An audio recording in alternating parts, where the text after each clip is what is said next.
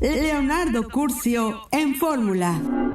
Buenas noches, saludo con gran cariño al auditorio de Telefórmula, que de momento se enlaza con los trabajos de esta emisión. Tenemos mucha información que compartir con ustedes, ya la compartíamos con quienes nos siguen a través de la radio y por supuesto plataformas de internet. El canciller de la República insiste en que el flujo de migrantes se reduce. Y bueno, pues hace un momento platicaba con el titular de la Comar, me hacía el comparativo de solicitudes de refugio, cómo ha venido cambiando. Fíjese, de enero a abril del 21 teníamos poquito más de 31,000. En 2022 el número subió a 39,000 y en este año 2023 llevamos cerca de 50,000. Son las peticiones de asilo que han llegado a nuestro país. En un momento más revisaremos, por supuesto, lo que está ocurriendo en la jornada, en la frontera, en esta jornada que, como usted sabe, pues ha supuesto un cambio importante en materia legal. En más temas, quiero decirle que el presidente de la República dice que siempre no a krill.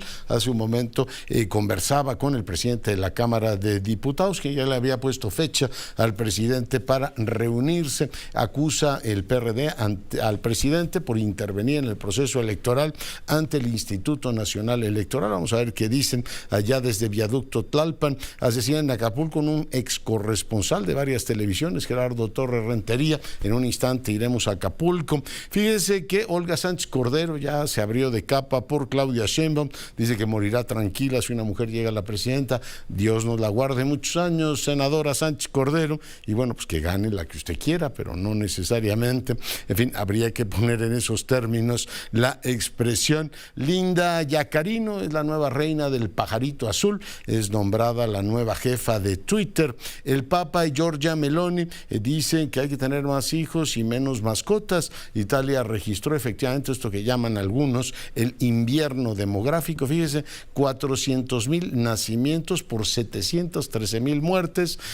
La situación es ciertamente inquietante. Christian von Roerich obtiene suspensión. La Fiscalía no podrá difundir información sobre su caso y las autoridades norteamericanas insisten en que hay que tener mucho cuidado, hay que informarse bien sobre las nuevas legislaciones. Esto es lo que dijo el embajador Ken Salazar. A todas las personas que están pensando emigrar irregular, ilegal a los Estados Unidos. Con el fin del título 42, los criminales inmorales, abusivos, traficantes de personas buscan engañarlos con información falsa para aprovecharse de sus ilusiones. Eso es inmoral. A través de distintas medidas, nosotros queremos, trabajando con México y otros países, proteger sus derechos humanos y evitarles este camino doloroso que lo operan los criminales. Eso no significa que puedan en cualquier manera cruzar a los Estados Unidos sin tener la legalidad de entrar.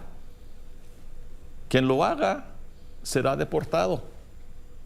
Pues esto es lo que explica Ken Salazar el día de hoy. Le comento que después de una pausa, el embajador Gautier Mignot de la Unión Europea, el embajador de Chiara de Italia y la embajadora Galikova de Eslovaquia estarán conversando con usted en una mesa especial con motivo del mes de Europa. Volvemos.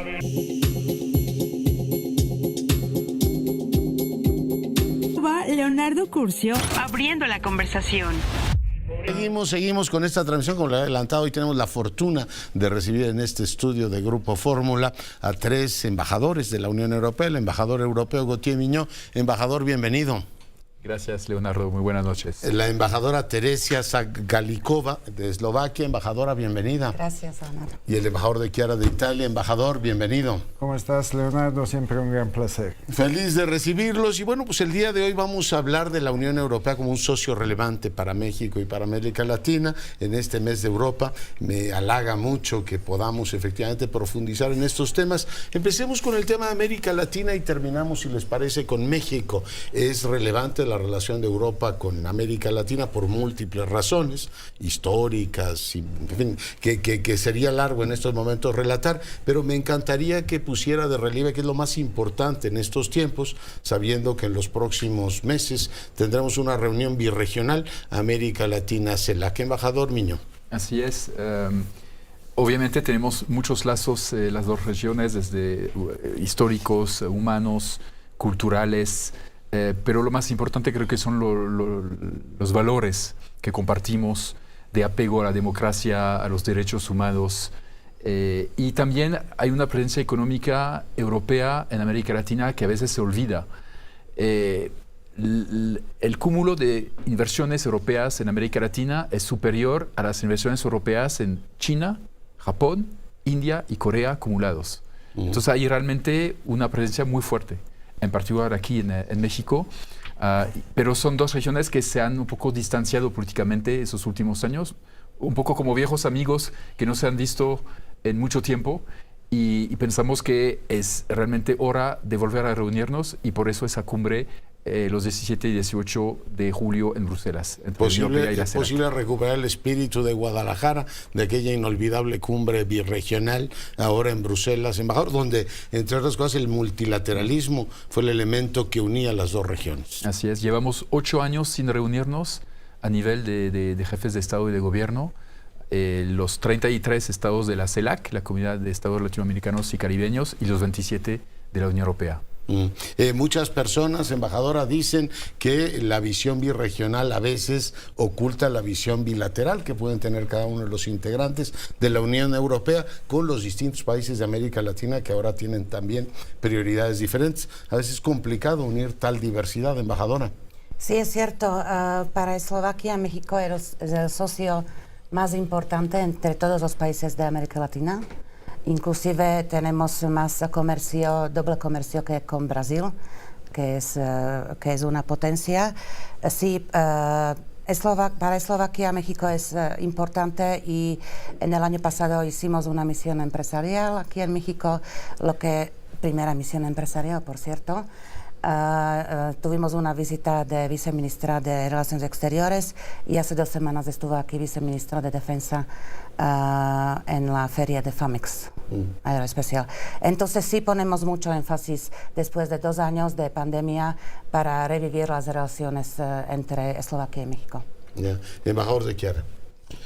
Estaba pensando antes, cuando tú hablabas de los vínculos entre Europa y América Latina, que bueno, gran parte de los 5 millones de italianos que viven al extranjero, y los oriundos se miden en términos de decenas de millones, viven en América Latina.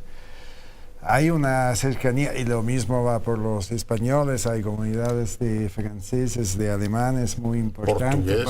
Portugueses en Brasil. Eslovacos tenemos menos, sí. No, pero bueno, yo creo que hubo una importante ola migratoria desde toda Europa a finales de 800, inicio de 900, y parece hace tanto tiempo, pero esto significa que en el imaginario de muchas familias en las 2 costas del Océano Atlántico hay vínculos familiares, hay una tradición de enterarse de lo que ocurre del otro lado del océano. Y al final compartimos la visión cultural, la visión política, las raíces culturales son las mismas. No hay nada más de like-minded entre Europa y América Latina, simplemente porque básicamente somos las mismas personas.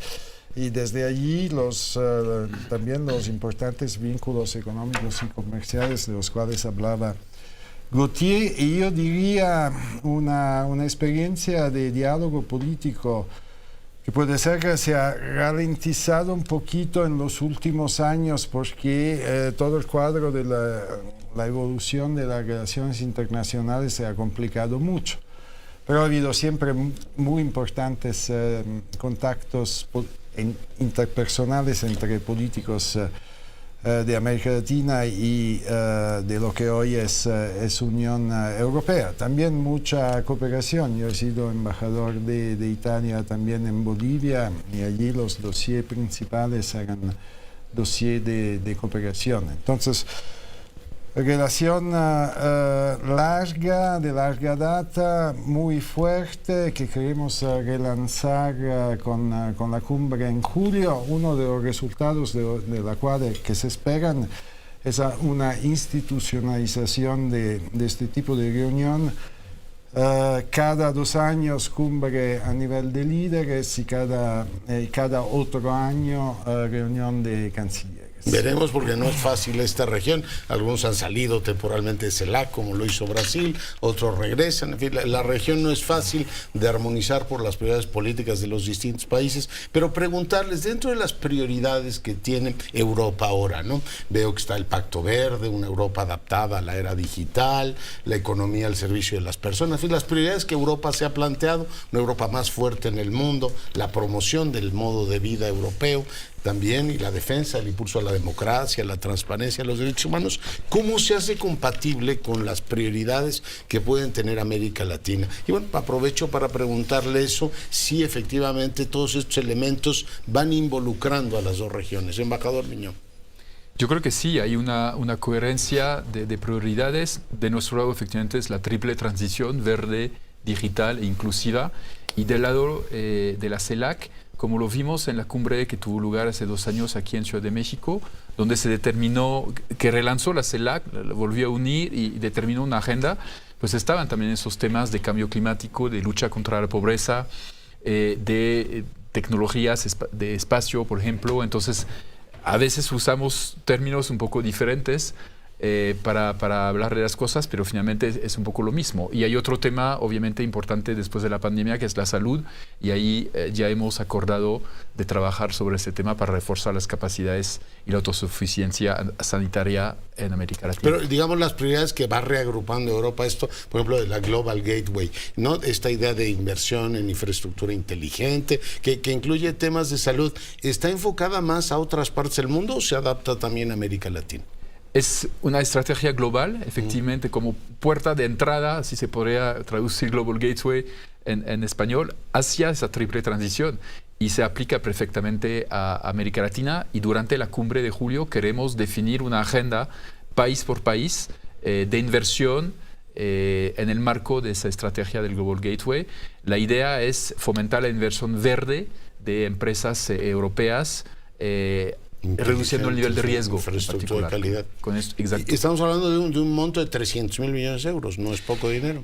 Eso es lo que se ha calculado, digamos, como objetivo global para el mundo entero de inversión que podríamos conseguir usando justamente esas herramientas de cooperación, de garantías, por ejemplo, que permitan reducir el nivel de riesgo de esas inversiones en tecnologías verdes que son a veces nuevas y bueno, cuya rentabilidad no es muy asegurada. Yeah. ¿Y cómo se van acompasando estos temas también con las prioridades de cada uno de los países, embajadora? Sí, se van a complementar muy bien porque, por ejemplo, durante la pandemia la Comisión Europea destinó un monto de dinero para cada país para reestructurar las economías hacia todos los términos que dijo el embajador Gauthier Minot, digitalización, economía verde, etcétera, etcétera.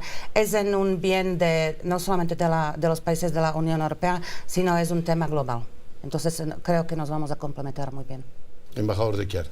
Bueno, yo diría que Unión Europea y América Latina han contribuido tradicionalmente, pero especialmente en los últimos años, en el marco multilateral, por ejemplo, de Naciones Unidas, siempre tenemos posiciones muy cercanas. Yo he tenido la suerte de hacer parte del proceso de elaboración de Agenda 2030, la Agenda de la Sostenibilidad, que pone junto desarrollo económico, protección del medio ambiente, paz y seguridad y derechos humanos, y es una agenda casi europeo-latinoamericana, porque son los valores que siempre hemos promocionado en el marco de Naciones Unidas. Global Gateway es también una modernización del modo de hacer cooperación al desarrollo. Ahora, ¿qué estamos haciendo? Estamos simplemente utilizando recursos públicos no para gastarlos en proyectos definidos, sino para crear las premisas para que el sector privado, tanto europeo, tanto de América Latina, pueden encontrar conveniencia y valor en invertir en en una modernización de nuestros sistemas económicos, porque producción sostenible, porque digitalización es la economía del futuro. Y entonces esto puede ser un proceso mutuamente benéfico tanto para la Unión Europea como para América Latina. Ya. Lo que tiene que ver con el diálogo político y particularmente con México, somos socios estratégicos. ¿Se espera una mayor sintonía geoestratégica entre las dos, en fin, en este caso México, pero la región completa con la Unión Europea, embajador Miño? Claro, yo creo que es muy importante para ambas partes. Para nosotros en la Unión Europea, en el contexto geopolítico tan complicado de hoy, necesitamos reforzar nuestra alianza tradicional con América Latina y en particular con México. Pues tenemos el Consejo de Seguridad paralizado, ¿no? Justamente, es importante afianzar alianzas también porque queremos diversificar nuestras asociaciones. Hemos visto el peligro de la dependencia energética que tuvimos con Rusia, por ejemplo, de depender de un solo socio. Y en América Latina podemos encontrar un socio no solamente a nivel político, sino también a nivel económico, a nivel de materias primas, y un socio que comparte nuestros valores fundamentales. Eso es también lo fundamental. Y tampoco nos olvidamos de la parte cultural.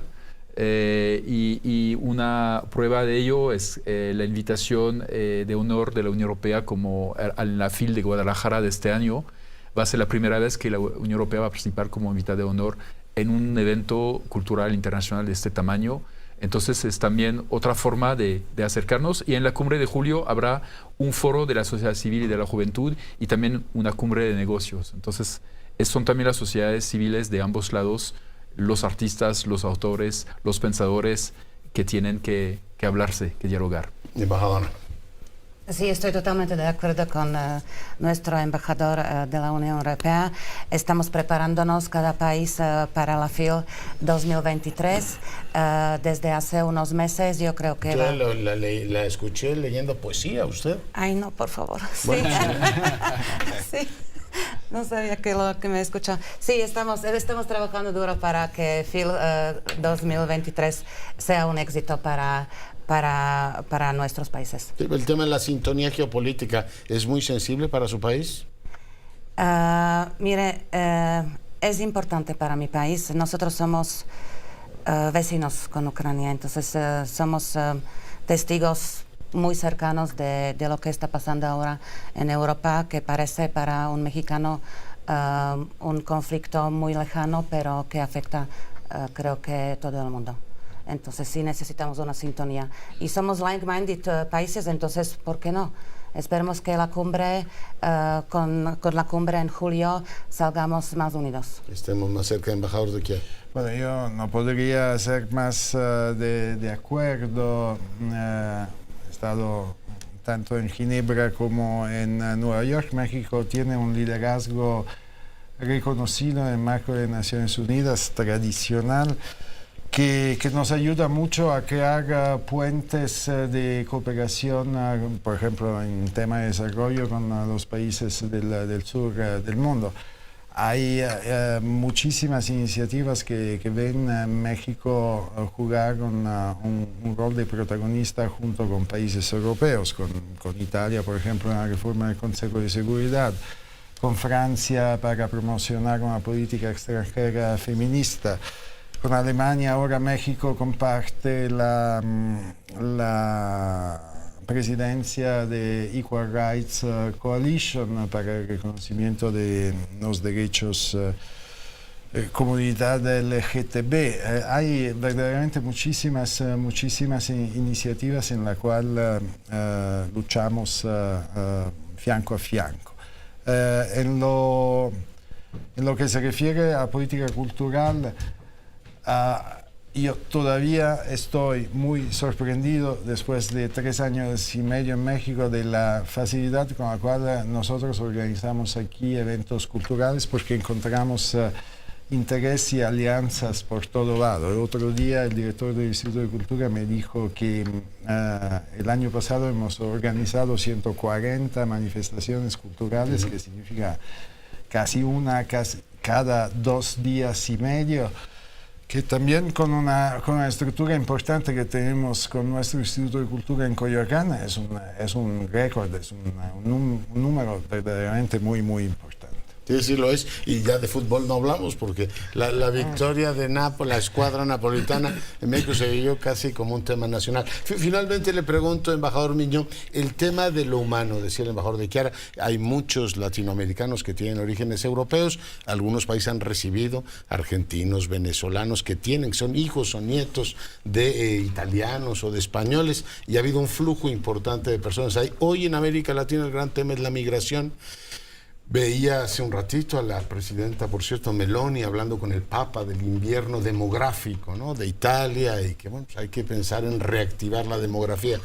Voy a la pregunta directa. ¿Se puede pensar también en un diálogo América Latina-Europa en mercados de trabajo y repartir un poco mejor las cargas demográficas? Entiendo que para Estados Unidos es un gran problema hoy, pero América Latina y la Unión Europea podrían abrir ese expediente y discutirlo sobre nuevas bases, embajador Miñón. Hay flujos de migrantes latinoamericanos hacia Europa y viceversa. Hay todavía europeos que llegan aquí también a instalarse, a vivir, a trabajar. Yo creo que estamos sobre todo confrontados a la misma problemática, ¿no?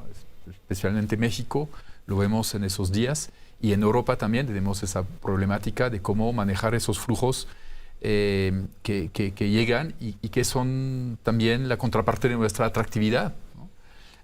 Y yo creo que lo que estamos haciendo la Unión Europea en México es apoyar al país para buscar soluciones concretas para los migrantes, en particular en temas de integración laboral. Entonces yo creo que los empleos idealmente existen aquí en América Latina y hay que crearlos en otros países, en América Central, por ejemplo, los países de donde salen esos migrantes, hay que darles oportunidades. Yo creo que es la mejor forma de enfrentar esa problemática de la migración. Muy bien. Un apunte final, embajadora. Sobre migración. O lo que usted quiera, tenemos un minuto. Bueno, sobre migración rápidamente, Eslovaquia nunca fue un país destino de migrantes. Ahora por primera vez en la historia nos estamos enfrentando con este fenómeno. La frontera cruzaron más que 1,5 millones de ucranianos y más que 100,000 se quedaron bajo la protección temporaria. Entonces, para nosotros también es una cosa nueva. La gestión de todo eso, ¿no? Entre Unión Europea y América Latina, yo creo que el tema de la migración se pone no bajo forma de una crisis, sino bajo forma de oportunidades. Más allá del hecho que ya hay muchos latinoamericanos que trabajan y viven en Europa, te hago el ejemplo, por ejemplo, de los cursos de estudio. Tenemos un programa de la Unión Europea que crece cada año. En México es uno de los países que más benefician. El número de estudiantes mexicanos que vienen a Italia por cursos de posgrado aumenta exponencialmente año tras año, y lo mismo va con muchos países de la Unión Europea. Yo creo que hay esta afinidad cultural mano a mano que el proceso de globalización avanza a crear siempre más intercambio. Siempre tenemos una comunidad italiana en México que es creciente, porque hay muchos italianos que llegan aquí por cualquier razón y al final deciden de quedarse aquí. Entonces no veo crisis, veo solo oportunidades entre Unión Europea y América Latina. Pues ya tendremos ocasión de conversar después de la reunión de Bruselas, que tendrá lugar, me decía, en julio, ¿no? 17 y 18 de julio. Pendientísimos. Embajador Miñón, muchísimas gracias. Gracias, Leonardo. Embajadora Galikova de Eslovaquia, muchísimas gracias por venir. Gracias. Embajador de Chiara, gracias mille, embajadora. Gracias a ti, Leonardo. Gracias. Bueno, pues ahí lo tienen. Y hace unos días platicábamos con nuestro cónsul general en Nueva York y nos contó de la historia de este monolito que encontraron y han finalmente repatriado. El día de ayer el presidente dio datos sobre el particular. Oscar Zúñiga, vamos contigo. El próximo 19 de mayo se restituirá a México una pieza olmeca denominada el Monstruo de la Tierra, que fue sustraída de manera ilegal de nuestro país en los años 60, porque es una pieza que pesa cerca de 2 toneladas y un avión de la Fuerza Aérea Mexicana la repatriará al país desde los Estados Unidos, informó el canciller Marcelo Ebrard, al señalar que la cooperación entre nuestros países puede llegar a ser muy eficaz. Es una pieza que pesa 2 toneladas. Entonces esto salió ilegalmente de México, pues en su tiempo, seguramente con complicidades o les dieron licencia o lo hicieron subrepticiamente.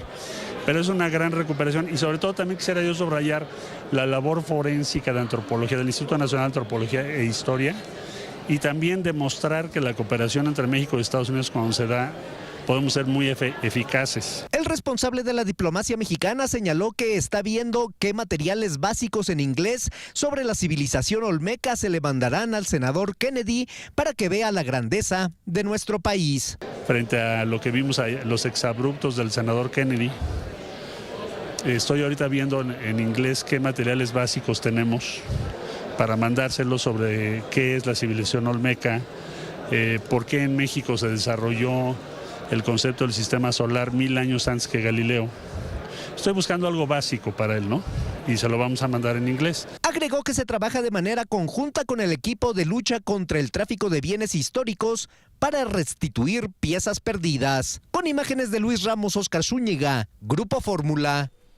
Bueno, hay que reconocer que les ha venido de maravilla, ¿no? La burrada de Kennedy para poderse efectivamente lucir de esa manera. Así es la política. Si te ofrecen una oportunidad de ese tipo, pues hay que aprovecharla a fondo. Yo me enlazo ahora con Ezequiel Orlando. Él es periodista, director del portal de noticias deudaprometida.com. Ezequiel Orlando, muy buenas noches. ¿Qué tal? Muy buenas noches, ¿cómo les va? Bien, oiga, pues pedirle por favor que nos actualice cuál es la situación que se vive en Argentina. Por un lado oímos información muy relevante sobre la inflación que sigue galopante y al parecer inderrotable, y por otro lado un conflicto abierto del presidente con el Poder Judicial. Ezequiel. Sí, en concreto sobre el primer punto que usted menciona, 8,4% subieron los precios de la economía en general, solamente de marzo a abril ese guarismo, ¿no? 8,4% subieron los precios, fue la inflación de abril, la oficial, y es un número muy elevado que de hecho lleva a la interanual, es decir, los precios de abril de 2022 a abril de 2023 aumentaron 108%.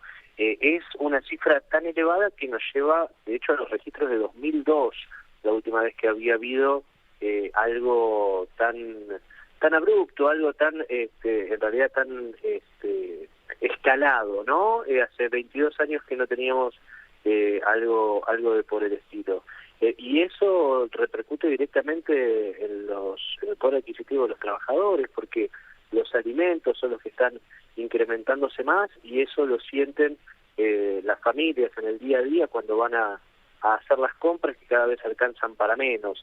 Y es un problema muy grave que tenemos en Argentina desde 2018 para acá. De hecho, fue en la segunda mitad del gobierno de Mauricio Macri cuando empezó a escalar la suba de precios, y se volvió en un problema cada vez más incontrolable. Creo que esa es la palabra que usted usó y es la correcta.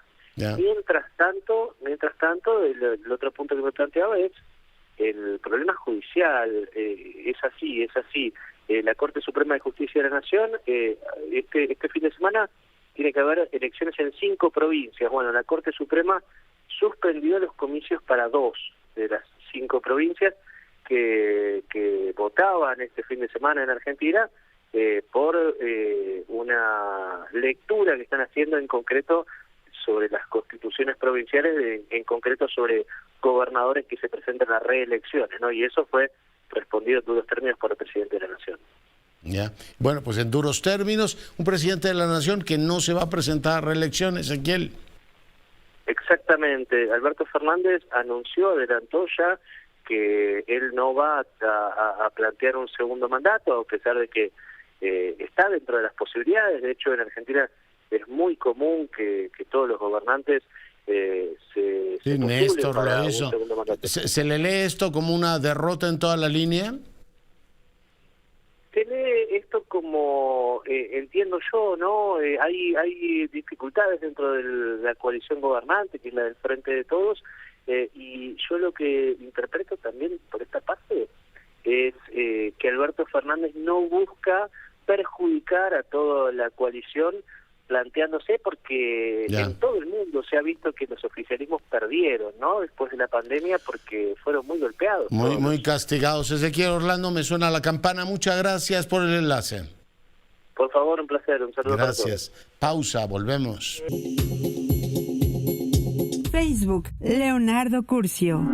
Seguimos con la información, hoy escuchando La Fuerza del Destino de Verdi. Bueno, pues vamos ahora, antes de enlazarnos con José Antonio Crespo, por si usted no tiene presente el contexto de la conversación que tendremos a continuación, lo que dijo el presidente el día de ayer en su conferencia mañanera, es decir, desde el podio del jefe del Estado, pues una convocatoria, véala usted. ¿Quieres que siga el clasismo? ¿Que te sigan humillando? Ya sabes por quién vas a votar. ¿Quieres que continúe la discriminación? Ya sabes por quién vas a votar.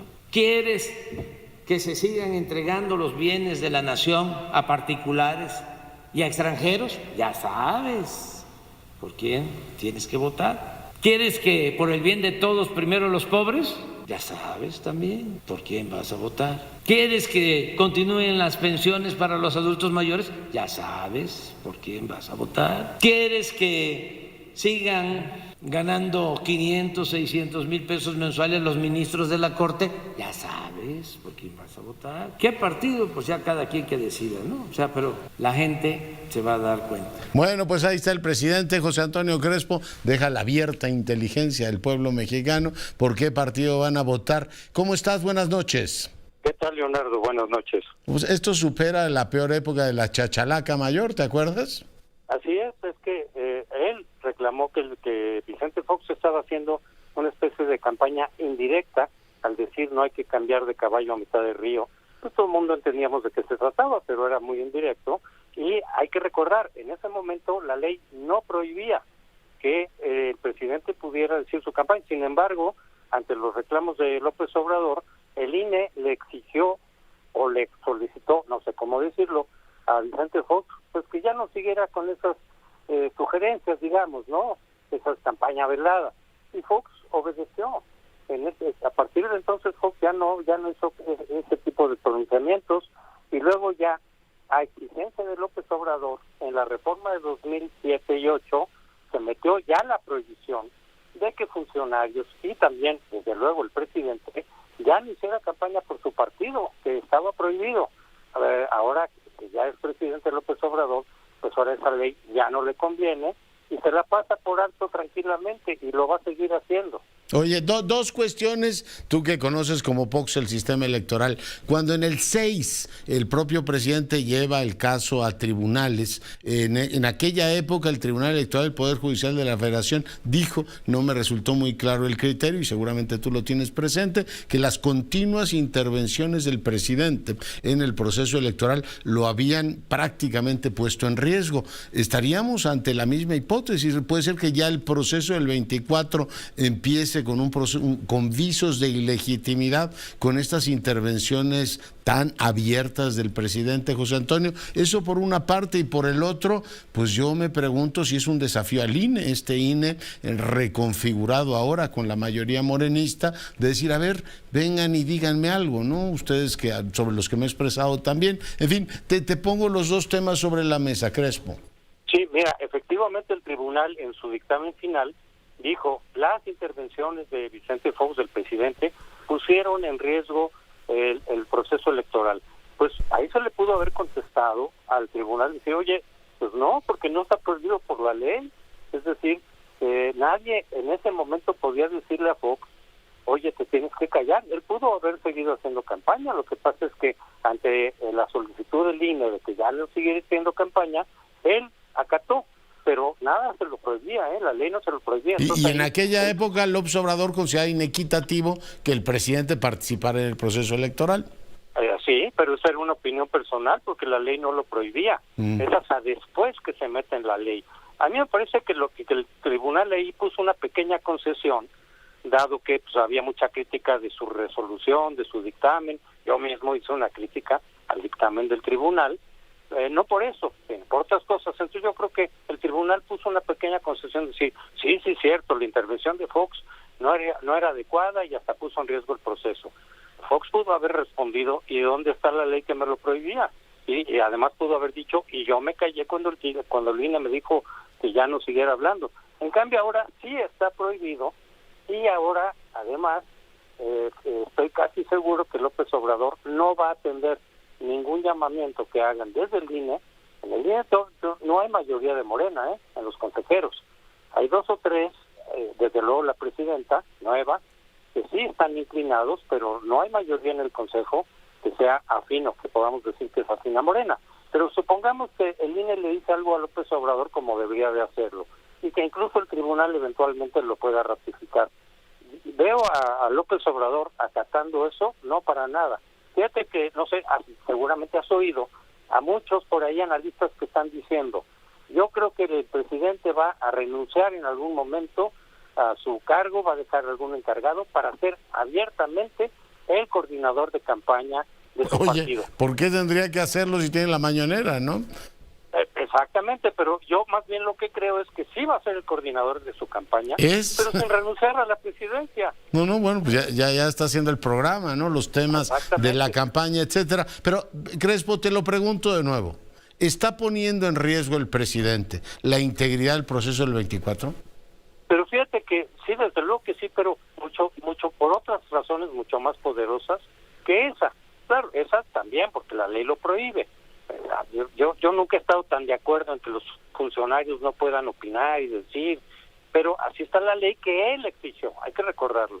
Él exigió que así se cambiara la ley y ahora es él el que la está dando. No, pero yo creo que está poniendo en riesgo el proceso por otras razones más importantes. ¿Cuáles? Como por ejemplo, pues ahorita podríamos decir, el uso de recursos públicos para las precampañas de los precandidatos de Morena. ¿Quién está pagando todos los viajes de Claudia Sheinbaum, que aunque ponga que son giras de trabajo, son campaña electoral, por favor, y de Adán también? Seguramente es dinero de sus respectivas instituciones, y eso ya está prohibido por la ley fuertemente. Entonces, eso no es de López Obrador, pero sí es de su partido y de sus precandidatos.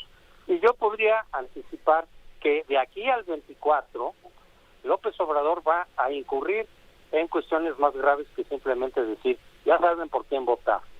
Y yo creo que va a intervenir de manera mucho más directa, como un coordinador virtual de su campaña, pero con su partido, no tanto él directamente, pero su partido va a estar condicionando los programas sociales para que voten por ellos, va a haber acarreo, lo que ya hemos visto incluso en sus contiendas internas, y esos sí son delitos electorales, y sí pueden poner en riesgo, dependiendo de cómo sea el resultado, la integridad o, como tú dices, la legitimidad de la elección presidencial. Ya. Oye, ¿esperarías ahora que el INE por lo menos lo amonestara y le dijera, señor presidente, le recuerdo que la ley dice que no puede estar usted condicionando los programas sociales o las pensiones, que son un derecho constitucional de los mexicanos, a votar por su partido? Tal cosa no se debería permitir. Tendrían que hacerlo. Desde luego, primero reciben la demanda, ya se hizo, el PRD por lo menos, no sé si ya alguien más, ya puso una demanda de decir, oigan, el presidente está haciendo campaña. El INE tendría que pronunciarse en ese sentido. No sé con cuántos votos en el Consejo. A lo mejor algunos dicen, no, pues no tiene nada de malo, no está pidiendo tan directamente el voto porque ni siquiera... ¿no? Oye, no, pero yo te iba a preguntar, digo, está hablando de la federal, pero en realidad está hablando también de la local, o sea, se está metiendo directamente en el proceso del Estado de México, o a menos que bloqueen la mañanera en los municipios del Estado de México, Crespo, que también ya se ha planteado en el pasado. Ya se ha hecho, sí. No, pero yo creo que él ya está metido también en la presidencial. Esto se mete también para la presidencial porque él mismo ha dicho en todas estas llamados al voto y demás que quiere una mayoría calificada y que por lo tanto hay que votar por su partido masivamente para que tenga mayoría calificada y puedan cambiar la Constitución pues a su gusto.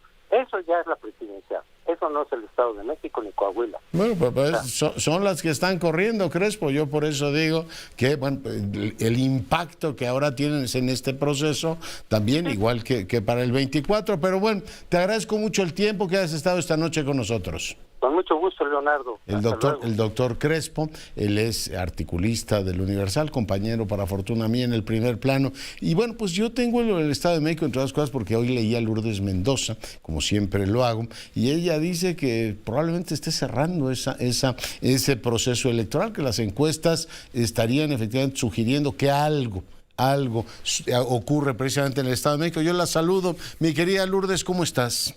No, pues doctor Curcio, imagínate, en viernes platicando contigo, pues rayada. Yo más rayado de leerte y que hayas aceptado la conversación. ¿Cómo estás viendo tú el proceso en el Estado de México? Tú que estás enterada de todo. Mira, justamente como bien dices en mi columna del Financiero y en redes sociales, el lunes saqué un tuit preguntando qué irán a hacer mañana a las 5 de la tarde Mario Delgado y Horacio Duarte en la Cámara de Diputados, con 90 legisladores que tiene Morena en el auditorio Aurora Jiménez. Si dicen ellos que Delfina va requete bien, y pues, ¿qué crees? Esto no es una respuesta mía, ni son otros datos, son los datos que ellos dieron. Y lo que dijeron claramente fue, olvídense de Coahuila, o sea, es decir, Coahuila ya es de la Alianza, métanle en el Edomex porque se están cerrando las encuestas. Así lo dijeron ellos, y entonces lo que me puse a hacer la chamba es que de entrada ya ves que tenemos dos candidatas, que es un proceso inédito.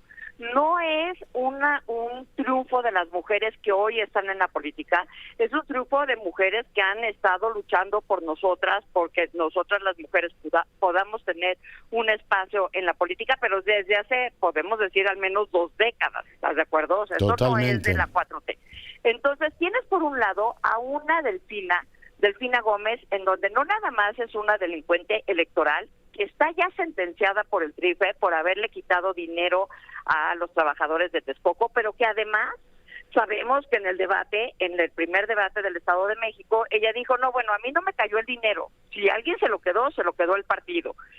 Dicho lo anterior, vemos una mujer que tiene 2 gentes a su alrededor por lo pronto, que una es Horacio Duarte y por el otro lado tienes a Higinio Ramírez. Y entonces el tema aquí es, vemos una mujer que no la dejan moverse, una mujer que la tienen discriminada, como es el trato que tiene Morena hacia la mayoría de las mujeres. Casi infantilizada. Ya quieren multaran a Pablo Ordorica porque se atrevió a preguntarle 2 cosas, Lourdes. Exactamente, y bueno, y sabes que ya pidieron para el siguiente debate, que es el 18 de mayo, que cambiaran a Pamela Cerdeira, y además que no podían tocar el tema de la corrupción, pero ¿cómo?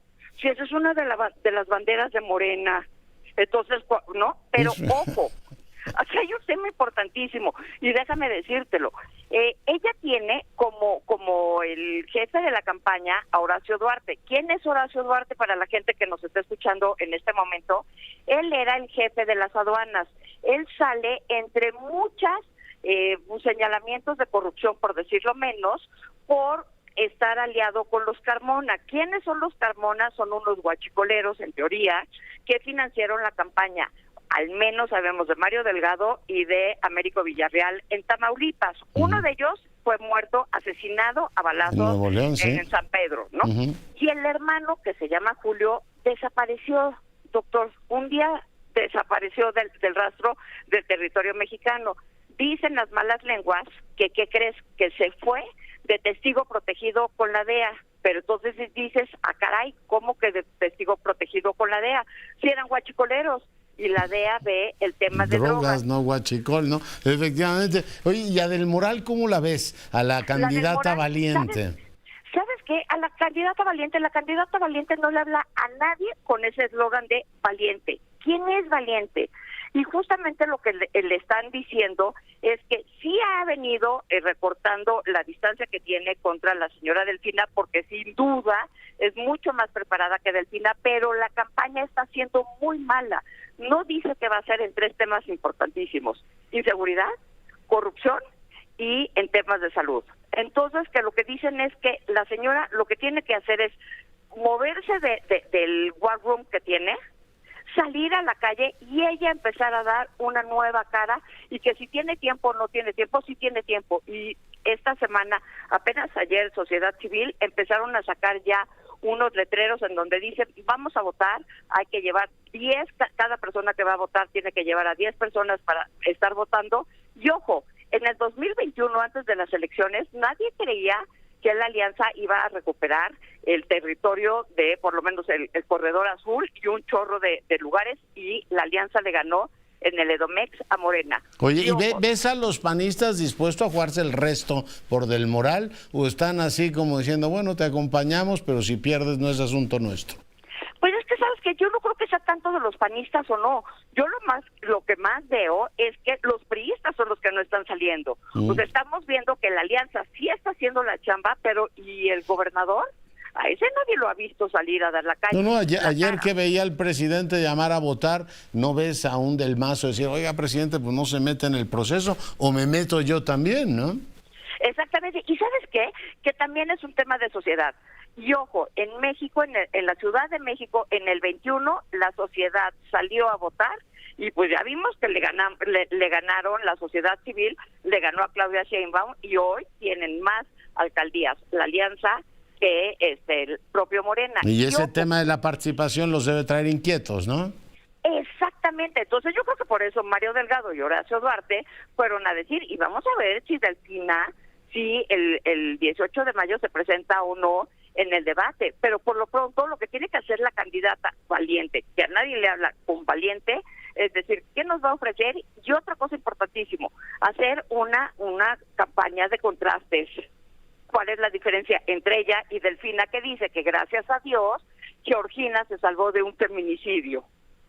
Yeah. Sí, ciertamente hay ahí todo un trabajo, y tú dices que sí tiene tiempo, o sea que esperamos un cierre en el Estado de México interesante, Lourdes. Pues por lo pronto eso es lo que se está viendo, y con las elecciones que tuvimos en el 2021, tanto en la Ciudad de México como en el Edomex, esto puede ser un final no cantado, como todo el mundo dice. Qué interesante la lectura que nos ofreces. Lourdes, te mando 1000 abrazos. Al contrario, doctor, un gusto haber estado contigo este viernes, y buen fin de semana. Gracias, pues ahí lo tiene Lourdes Mendoza con esta lectura de cómo está el Estado de México. Vamos a ver si se presenta Delfina Gómez al debate, si se da finalmente, si en este caso Del Moral tiene una propuesta más directa, de contraste, y no simplemente que es la candidata valiente. Yo digo los spots y digo, qué falta de creatividad. Se ve que no le han metido ni talento ni ánimo de buscar, pues, ciertamente movilizar a un electorado que ahí está y que tendrá valoraciones diferentes del gobierno local y del gobierno federal,